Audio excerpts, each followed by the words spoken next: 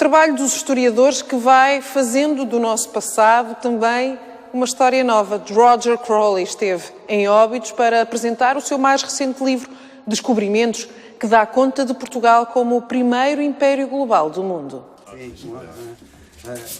De tanto pesquisar em português, Roger Crowley já dá autógrafos na nossa língua. Foram 4 anos dedicados à escrita do livro Conquistadores, mas a paixão pelos mares não nasceu por acaso. My father was in the Navy, and I spent a lot of my childhood in naval bases or visiting ships and so on. O historiador britânico especializou-se nos grandes impérios marítimos europeus e as obras que escreve têm sido best-sellers do New York Times. Agora, Roger Crowley lança um livro sobre os descobrimentos portugueses. This book came about from 2 things.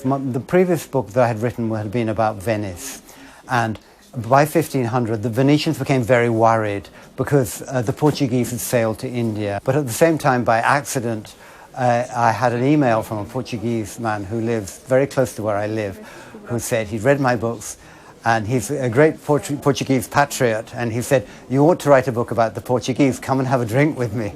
E assim foi um livro que dá a conhecer ao mundo a supremacia marítima de Portugal.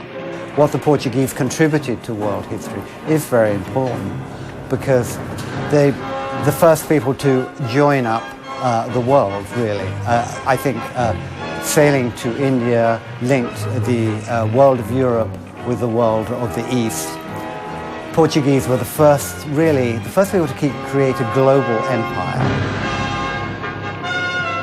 Roger Crowley escolheu a Vila Literária de Óbidos para um primeiro encontro com os leitores portugueses. Depois de ter sido lançado em dezembro no Reino Unido e nos Estados Unidos da América, Conquistadores chega agora às livrarias nacionais.